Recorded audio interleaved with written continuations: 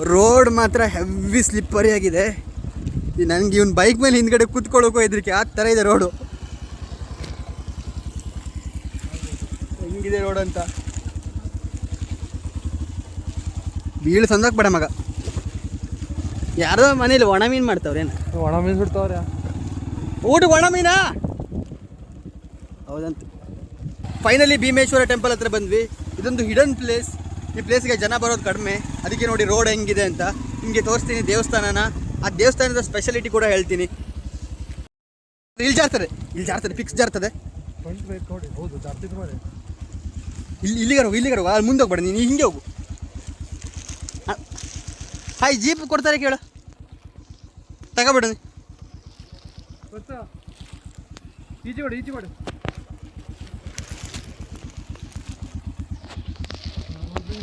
ಅವರು ಮುಂದೆ ಹೋಗ್ಬೇಕಾಗಿತ್ತ ಮಗ. ಅವರು ಹೆವಿ ಅಂದರೆ ಹೆವಿ ಸ್ಲಿಪ್ಪರಿ ಪ್ಲೇಸ್ ಇದು. ಬರ್ತಿದ್ದಾರೆ ಇವರು ಒಂದ್ಸಲ ಬೀಳ್ಬೇಕಂತ ನಮ್ಗೆ ಆಸೆ ಇತ್ತು. ಮುಂದೋಗ ಮಗ. ಇಲ್ಲ ನೀವು ಮುಂದೋಗ.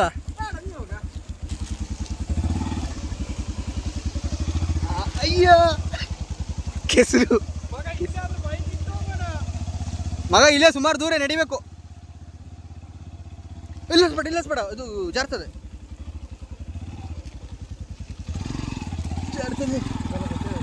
ಬರ್ತಾರೆ ಅವ್ರು ಬರೋದೊಂದು ವಿಡಿಯೋ ಮಾಡ್ತಾರೆ.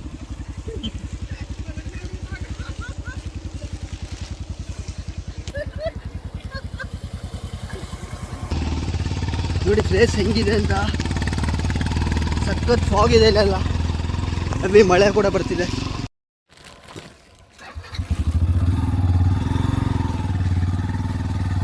ಏನಾಯ್ತು ಪುಟ್ಟ?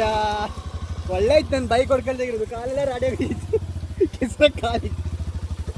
ಅಯ್ಯೋ ಬಿದ್ರು.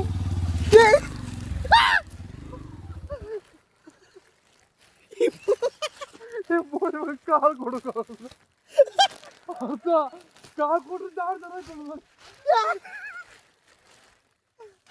ಯಪ್ಪ ಗಾಡಿ ನೋಡು ಮಗ. ಹೆವಿ ಅಂದರೆ ಹೆವಿ ಸ್ಲಿಪ್ಪರಿ ಜಾಗ ಇದು. ನೋಡಿ ಗಾಡಿ ಟೈರ್ ಹೆಂಗಾಗಿದೆ ನೋಡಿ. ಪುಣ್ಯ ನಾವೊಂದು ಬೈಕ್ ಹೊಡ್ಕೊಳ್ಳಿಲ್ಲ. ಒಳ್ಳೆ ಇರಲು ಪೈಸಾ ಮಾಡ್ದಂಗಿರ್ತದೆ. ಹತ್ತು ಹೋಗ ಮುಂದೆ ಹೋಗು ಅಣ್ಣ. ಬೇಡ, ಇಬ್ಬರು ಕೂತು. ಯಪ್ಪ ದೇವ್ರೇ. ಫೈನಲಿ ಕೇಸರ ಹೊಂಡನ ದಾಟಿ ಬಂದ್ವಿ. ಇನ್ನೂ ಎಷ್ಟು ದೂರ ಇದೆ ಗೊತ್ತಿಲ್ಲ ನೋಡುವ. ಇನ್ನು 800 ಮೀಟ್ರ್ ಇದೆ. ಇದೇ ಥರ ಕೆಸರು ರೋಡು ಎಲ್ಲ ಕಡೆ. ನೋಡಿ ಎಷ್ಟು ಕೆಸರಿದೆ ತೋರಿಸ್ತೀನಿ ನಿಮಗೆ. ಅದೆಂತದ ಹೆವಿ ಕೆಸರು ಈ ಥರ. ಯಪ್ಪ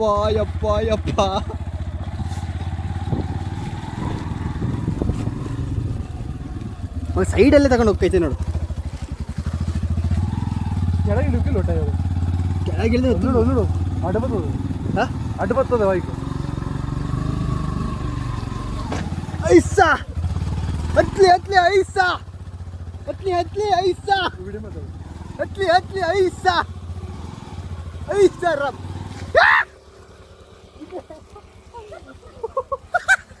ಇಲ್ಲಿ ನೋಡಿ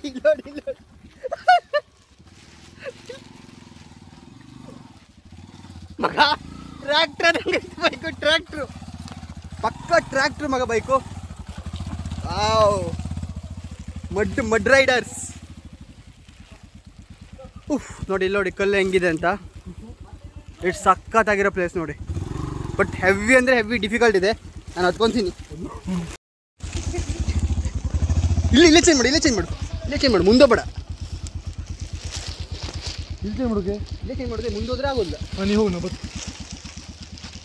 ಎಂಥ ಕೆಸರಿದೆ ಅಂದರೆ ಜಾಗ. ಹೆವಿ ಅಂದರೆ ಹೆವಿ ಕೆಸರಿದೆ ನೋಡಿ. ಅಲ್ಲಿ ನೋಡಿ ಯಾವ ಥರ ಸ್ಲಿಪ್ ಆಗುತ್ತೆ ಗಾಡಿ ಅಂತ. ಈ ಕಲ್ಬಂಡೆ ನೋಡಿ ಹೆಂಗಿದೆ ಅಂತ. ಗಾಡಿ ಹುಕ್ಕೊಂಡು ಬಿದ್ದುಬಿಟ್ಟಿದೆ. ಚಪ್ಪಲೆಲ್ಲ ಸಕ್ಕತ್ತಾಯ್ತು ಮಗ. ಇವತ್ತು ನಿಂಗೆ ಹೆಣ್ಣು ನೋಡು ಕರ್ಕೊಂಡು ಹೋಗ್ಬೇಕು. ವಾವ್, ಲೈಫಲ್ಲಿ ಇಂಥದ್ದೊಂದು ಪ್ಲೇಸಿಗೆ ಬಂದಿರೋದಕ್ಕೂ ಸಾರ್ಥಕ ಆಯಿತು ನೋಡಿ. ಏನಕ್ಕೆ ಅಂದರೆ ನೋಡಿ ಇದು ನೋಡಿ ಟಯರ್ ನೋಡಿ. ಬೈಕ್ ಪ್ಲೇಸ್ಗೆ ಇನ್ನೂ ಹೋಗಿ ಮುಟ್ಟಿಲ್ಲ. ಬಟ್ ಹೋಗ್ತಿರೋ ಪ್ಲೇಸ್ಗಿಂತ ನಮ್ಗೆ ಈ ರೋಡೇ ಸಖತ್ ಖುಷಿ ಕೊಡ್ತಿದೆ. ಇಂಥ ಮಡ್ಡಲ್ಲಿ ಬೈಕನ್ನು ರೈಡ್ ಮಾಡಬೇಕು ಅನ್ನೋದು ಸಖತ್ ಆಸೆ. ಬಟ್ ಸ್ವಲ್ಪ ಮಿಸ್ ಆದರೂ ಕೆಸರಲ್ಲಿ ಬೀಳೋದೆ. ಯಪ್ಪ ದೇವರೇ, ಈ ಬೆಟ್ಟದಲ್ಲಿರೋ ರೋಡ್ ಹೆಂಗಿದೆ ಅಂದರೆ ಮಗ ಇಲ್ಲೋಡು ಸಾಲು ಹೆವಿ ಅಂದರೆ ಹೆವಿ ಕೆಸರು. ಬೈಕೆಲ್ಲ ತಗೊಂಡು ಬರೋ ಸಖತ್ ಕಷ್ಟ ಇದರಲ್ಲಿ. ಬರ್ತಾ ಇದ್ದೀವಿ, ಸಖತ್ತಾಗಿ ಮಳೆನೂ ಬರ್ತಿದೆ. ಈ ಮಳೆಲೇ ಹತ್ಕೊಂತ ನಿಮಗೆ ತೋರಿಸ್ಬೇಕಂತ ಇಷ್ಟೆಲ್ಲ ಕಷ್ಟಪಟ್ಕೊಂಡು ಇಲ್ಲಿ ಬಂದಿದ್ದೀನಿ. ತೋರಿಸ್ದೆ ಅಂತ ಹೋಗಲ್ಲ, ತೋರಿಸ್ತೀನಿ. ನಮ್ಮ ಹುಡುಗರು ಅಲ್ಲೋ ನೋಡಿ, ಗಾಡಿನ ಮೇಲ್ಗಡೆ ಹಸೋಕ್ಕಾಗದೆ ಅಲ್ಲೇ ನಿಲ್ಸ್ಕೊಂಡಿದ್ದಾರೆ. ನೋಡಿ ನೋಡಿ, ಇಷ್ಟೊತ್ತಾದ್ಮೇಲಂತೂ ಬಂದರು. ಇಲ್ಲಿ ನೋಡಿ 5,000 ಹೆಂಗಿದೆ ಅಂತ. ಇಲ್ಲಿ ನೋಡಿ 4,000.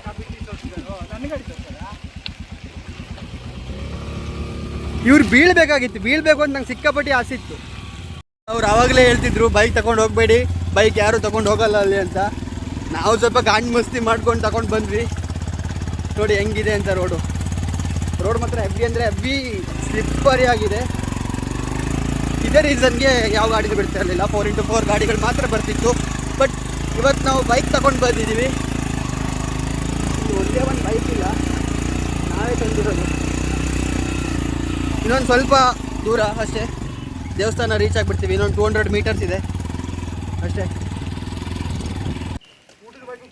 ಎಂಥ ಬ್ಯೂಟಿಫುಲ್ ಆಗಿದೆ ಪ್ಲೇಸ್ ನೋಡಿ.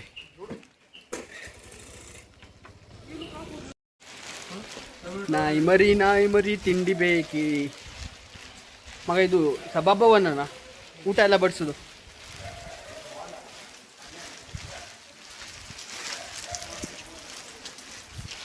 ಭೀಮೇಶ್ವರ ಟೆಂಪಲ್ಗೆ ಬಂದ್ವಿ. ಭೀಮೇಶ್ವರ ಟೆಂಪಲನ್ನು ತೋರಿಸ್ತೀನಿ ನಿಮ್ಗೆ.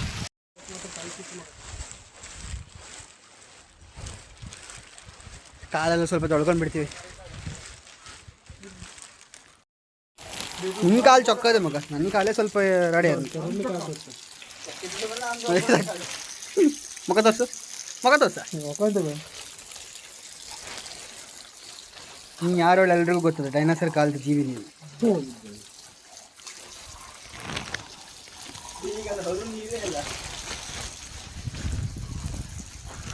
ಹಾಕ್ಬರ್ರ ಟೆಕ್ನಾಲಜಿಯಾ.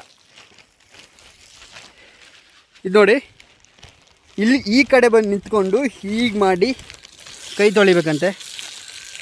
ನಾನು ಆ ಕಡೆ ಹೋಗಿ ಕೈ ತೊಳಿಬೇಕು ಅಂದ್ಕೊಂಡೆ. ಆ ಕಡೆ ದೊಡ್ಡ ಹೊಂಡನೇ ಇದೆ. ಇಲ್ಲಿ ಹೋಗೋ ದಾರಿನೇ ನೋಡಿ ಎಷ್ಟು ಸಖತ್ತಾಗಿದೆ ಅಂತ. ದೊಡ್ಡ ದೊಡ್ಡ ಕಲ್ಲು.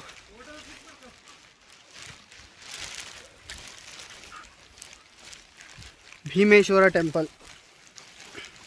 ತುಂಬ ದಿನದಿಂದ ಆಸೆ ಇತ್ತು ಇಲ್ಲಿ ಬರಬೇಕಂತ, ಇವತ್ತು ಫುಲ್ಫಿಲ್ ಆಯಿತು. ನಮಸ್ಕಾರ ಎಲ್ರಿಗೂ, ನಾನು ನಿಮ್ಮ ಚೆಸ್ಸ ಕನ್ನಡಿಗ. ಇವತ್ತು ನಿಮ್ಮೆಲ್ಲರನ್ನೂ ನಾನು ಭೀಮೇಶ್ವರ ಟೆಂಪಲ್ಗೆ ಕರ್ಕೊಂಡು ಬಂದಿದ್ದೀನಿ. ಭೀಮೇಶ್ವರ ಟೆಂಪಲ್ ಏನಕ್ಕೆ ಫೇಮಸ್ ಅಂದರೆ ನೋಡಿ, ಜಲಪಾತ ಇದೆ ಇಲ್ಲಿ. ಈ ಜಲಪಾತದ ಪಕ್ಕದಲ್ಲೇ ದೇವಸ್ಥಾನ ಇದೆ.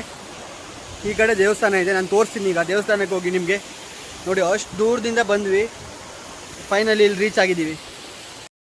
ಎಷ್ಟೊಂದು ಸ್ಟೆಪ್ಸ್ ಇದೆ ನೋಡಿ. ಇಷ್ಟೆಲ್ಲ ಸ್ಟೆಪ್ಸನ್ನು ಹತ್ಕೊಂಡು ಹೋಗಬೇಕು ಮೇಲ್ಗಡೆ. ವಾವ್, ಅದ್ಭುತ ಪ್ಲೇಸ್. ತುಂಬ ದಿನದಿಂದ ಆಸೆ ಇತ್ತು ಇಲ್ಲಿ ಬರಬೇಕಂತ.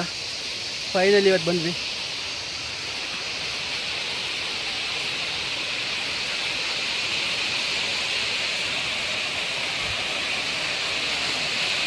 ಸರಹೊಳೆ ಸ್ನಾನಘಟ್ಟ ಅಂತ ಇದೆ. ಇಲ್ಲಿ ಸ್ನಾನ ಮಾಡ್ಬೋದಾ ತರುಣ? ಇಲ್ಲಿ ಸ್ನಾನ ಮಾಡು ಕಡಿಲ. ಫೈನಲಿ 96 ಕಿಲೋಮೀಟರ್ ಟ್ರಾವೆಲ್ ಮಾಡಿಕೊಂಡು ಹೊನ್ನಾವರದಿಂದ ಭೀಮೇಶ್ವರಕ್ಕೆ ಬಂದ್ವಿ. ಸ್ವರ್ಗ ಗುರು, ಇದು ಸ್ವರ್ಗ.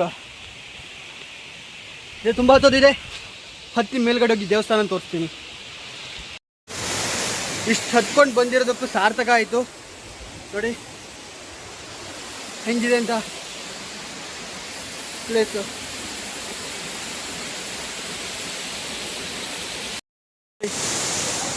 ಶಿವನ ತಲೆ ಮೇಲೆ ಯಾವತ್ತೂ ನೀರು ಬೀಳಬೇಕಂತ ಜಲಪಾತದ ಪಕ್ಕದಲ್ಲೇ ದೇವಸ್ಥಾನ ಮಾಡಿದ್ದಾರೆ. ಅಲ್ಲಿ ನೋಡಿ, ಒಂದು ಮಂಗ ಸರ್ಕಸ್ ಮಾಡಿ ಹಲಸಿನ ಹಣ್ಣು ತಿಂತಿದೆ. ಬಿದ್ದರೆ ಇಲ್ಲಿ ನೋಡಿ, ಇಷ್ಟು ದೊಡ್ಡ ಬೆಟ್ಟದ ತಲೆ ಮೇಲೆ ದೇವಸ್ಥಾನವನ್ನು ಕಟ್ಟಿದ್ದಾರೆ. ಇದೇನಿದೆಲ್ಲ ಇದೆಲ್ಲ ಇವಾಗ ಕಟ್ಟಿರೋದಲ್ಲ, 16th ಸೆಂಚುರಿಯಲ್ಲೇ ನಿರ್ಮಾಣ ಆಗಿರೋದು. ಅಂದರೆ ರಾಣಿ ಚೆನ್ನಭೈರಾದೇವಿ ಕಾಲದಲ್ಲೇ ನಿರ್ಮಾಣ ಆಗಿರುವಂಥ ದೇವಸ್ಥಾನ ಇದು. ನೋಡ್ಬೋದು ನೀವು ಹೆಂಗಿದೆ ಅಂತ, ಕಲ್ಲುಗಳೆಲ್ಲ ನೋಡಿ, ಮಂಟಪ ಇದು. ಈ ಗೋಪುರ ನೋಡಿ ಕರೆಕ್ಟಾಗಿ ಇಲ್ಲ, ಕೆಲವೊಂದು ಕಲ್ಲುಗಳೆಲ್ಲ ಬಿದ್ದೋಗಿವೆ. ಬಟ್ ಈ ಗೋಪುರದೊಳಗಡೆ ನಂದಿ ಇದ್ದಾನೆ, ನಿಮಗೆ ಕಾಣ್ತಿರ್ಬೋದು ನಂದಿಯ ವಿಗ್ರಹ ಬರ್ಕೊಂಡಿದೆ ನೋಡಿ, ನಂದಿ ಮಂಟಪ ಅಂತ. ಎಂಥ ಅದ್ಭುತ ಆಗಿದೆ ದೇವಸ್ಥಾನ. ನಮ್ಮ ಹಳೆಯ ವಾಸ್ತುಶಿಲ್ಪ ಹೆಂಗಿತ್ತು ಅನ್ನೋದನ್ನು ತೋರಿಸುತ್ತೆ ಇದೆಲ್ಲ. ಅಲ್ಲಿ ಮಹಾಗಣಪನ ವಿಗ್ರಹ ಇದೆ, ಮತ್ತು ಕ್ಷೇತ್ರಪಾಲನ ವಿಗ್ರಹ ಕೂಡ ಇದೆ, ಶಿವನ ಒಂದು ವಿಗ್ರಹ ಕೂಡ ಅಲ್ಲಿದೆ. ಆದರೆ ಶಿವ ನೆಲೆಸಿರೋದು ಇಲ್ಲಿ ಒಳಗಡೆ ಫುಲ್ ಕತ್ಲೆ ಇದೆ, ಏನೂ ಕಾಣಿಸಲ್ಲ. ಇಲ್ಲಿ ಶಿವ ಇರೋ ಜಾಗ ಇಲ್ಲಿ. ರಾಣಿ ಚೆನ್ನಭೈರಾದೇವಿ ಕಾಲದಲ್ಲಿ ತುಂಬ ದೇವಸ್ಥಾನಗಳನ್ನು ಆಕೆ ಕಟ್ಟಿಸಿದ್ಲು. ಆಕೆ ಹಿಂದೂ ಅಲ್ಲ, ಆಕೆ ಬಂದು ಜೈನ ರಾಣಿಯಾಗಿದ್ದರೂ ಕೂಡ ಹಿಂದೂಗಳ ದೇವಸ್ಥಾನವನ್ನು ಕೂಡ ಕಟ್ಟಿಸಿದ್ಲು ಅವಳ ರಾಜ್ಯದಲ್ಲಿ. ಭೀಮೇಶ್ವರ ದೇವಸ್ಥಾನ ಕೂಡ ಅವಳ ಕಾಲದಲ್ಲೇ ಕಟ್ಟಿಸಿರುವಂಥ ಒಂದು ಅದ್ಭುತವಾದಂಥ ದೇವಸ್ಥಾನ. ಏನಕ್ಕೆ ಅಂದರೆ ಈ ಥರ ದೇವಸ್ಥಾನ ನಿಮಗೆ ಕರ್ನಾಟಕದಲ್ಲ, ಭಾರತದಲ್ಲೇ ಎಲ್ಲೂ ನೋಡೋಕ್ಕೆ ಸಿಗಲ್ಲ. ಪಕ್ಕದಲ್ಲೇ ಜಲಪಾತ ಇದೆ, ಜಲಪಾತದ ಪಕ್ಕದಲ್ಲೇ ನೀರು ಬೀಳುವಂಥ ಜಾಗದಲ್ಲೇ ದೇವಸ್ಥಾನ ಇದೆ. ಶಿವನ ತಲೆ ಮೇಲೆ ಯಾವತ್ತೂ ನೀರು ಬೀಳ್ತಾ ಇರಬೇಕಂತ ಈ ರೀತಿಯಾಗಿ ದೇವಸ್ಥಾನದ ಪಕ್ಕದಲ್ಲೇ ಜಲಪಾತದ ಪಕ್ಕದಲ್ಲೇ ದೇವಸ್ಥಾನ, ಆ ರೀತಿ ಮಾಡಿ ಕಟ್ಟಿರುವಂಥ ದೇವಸ್ಥಾನ ಇದು. ಅದ್ಭುತ ಪ್ಲೇಸ್ ಇದು. ಇಲ್ಲಿ ಜನ ಎಲ್ಲ ಬರೋದು ಕಡಿಮೆ. ಏನಕ್ಕೆ ಅಂದರೆ ರೋಡ್ ನೋಡಿದ್ರಲ್ಲ, ಹೆವಿ ಅಂದರೆ ಹೆವಿ ಡಿಫಿಕಲ್ಟ್. ಬೈಕೆಲ್ಲ ತರೋದೇ ತುಂಬ ಕಷ್ಟ. ಆದರೂ ನಾವು ಇವತ್ತು ತಗೊಂಡು ನಿಮಗೆ ತೋರಿಸ್ಬೇಕಂತ ಹೇಳ್ಕೊಂಡು ಬಂದಿದ್ದೀವಿ. ನೋಡಿ, ನಿಮಗೆಲ್ಲ ಒಂದು ಸುಂದರವಾದ ಫ್ಯಾಮಿಲಿಯನ್ನು ತೋರಿಸ್ತೀನಿ. ನೋಡಿ ನಾನು ಹೇಳಿರೋ ಫ್ಯಾಮಿಲಿ ಇದೆ, ಇಲ್ಲೇ ಎಲ್ಲ ಕೂತ್ಕೊಂಡಿದ್ದಾರೆ. ಅಂದರೆ ಹೆವಿ ಮಳೆ ಸ್ಟಾರ್ಟ್ ಆಯಿತು. ಇಲ್ಲಿ ಎಲ್ಲ ಕಡೆ ಫಾಗ್ ಇದೆ. ನಾವು ಈಗ ಹೋಗ್ಬೇಕಂದ್ರೂ ಊರಿಗೆ 96 ಕಿಲೋಮೀಟರ್ ಟ್ರಾವೆಲ್ ಮಾಡ್ಕೊಂಡು ಹೋಗ್ಬೇಕು. ಇದು ಬೆಟ್ಟದ ತಲೆ ಮೇಲ್ಗಡೆ ಇರುವಂಥ ಒಂದು ದೇವಸ್ಥಾನ. ಕ್ಷೇತ್ರಪಾಲ ದೇವರುಗಳನ್ನು ಇಲ್ಲಿ ಪ್ರತಿಷ್ಠಾಪಿಸಿದ್ದಾರೆ. ಶಿವನ ವಿಗ್ರಹವೂ ಇದೆ, ಆಮೇಲೆ ಮಹಾಗಣಪನ ವಿಗ್ರಹ ಕೂಡ ಇದೆ. ದೇವಸ್ಥಾನದ ಒಂದು ಸ್ಪೆಷಲ್ ಪಾರ್ಟ್ ಏನು ಗೊತ್ತಾ, ದೇವಸ್ಥಾನವನ್ನು ನೋಡಿ ಈ ರೀತಿಯಾಗಿ 3 ಭಾಗಗಳಲ್ಲಿ 3 ರಿಂದ 4 ಭಾಗಗಳ ಗೋಪುರ ಥರ ಮಾಡಿದ್ದಾರೆ. ಹಂಗೆ ಈ ಪ್ರದೇಶ ಇಲ್ಲಿ ನೋಡಿ, ಈ ಭಾಗದಲ್ಲಿ ದೇವಸ್ಥಾನ ಇದೆ ನೋಡಿ. ಒಳಗಡೆ ಶಿವಲಿಂಗ ಇದೆ. ಅಂತ ಅದ್ಭುತ ಆಗಿದೆ. ಒಳಗಡೆ ಹೋಗೋಕ್ಕಾಗಲ್ಲ ನೋಡಿ, ಇಲ್ಲೆಲ್ಲ ಫುಲ್ ಕಲ್ಲು. ಈ ಕಲ್ಲಿನ ಒಳಗಡೆ ಕೊರೆದಿರೋ ಥರ ಕೊರೆದಿದ್ದಾರೆ ದೇವಸ್ಥಾನನ ನೋಡಿ. ಇಂಥ ಅದ್ಭುತವಾದಂಥ ವಾಸ್ತುಶಿಲ್ಪ ಆಗಿದ್ದು ಅಂತ.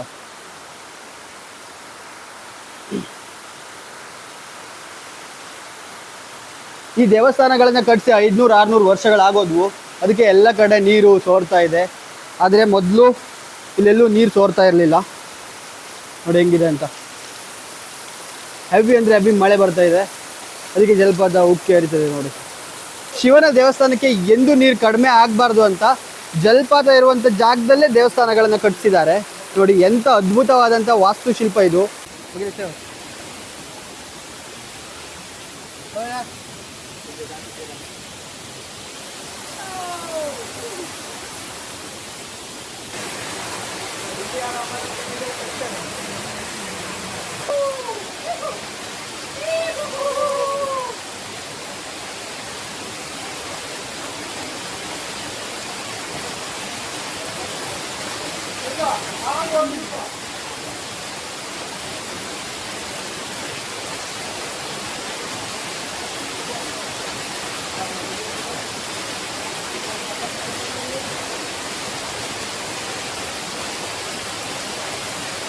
ಇದೇನು ನೀವು ಹಿಂದ್ಗಡೆ ನೋಡ್ತಾ ಇದ್ದೀರಲ್ಲ, ಇದು ಲಿಂಗನಮಕ್ಕಿ ಡ್ಯಾಮ್ನ ಹಿನ್ನೀರು.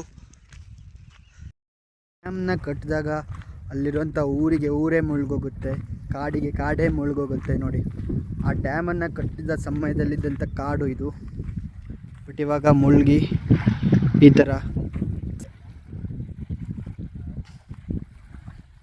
ನೋಡಿ.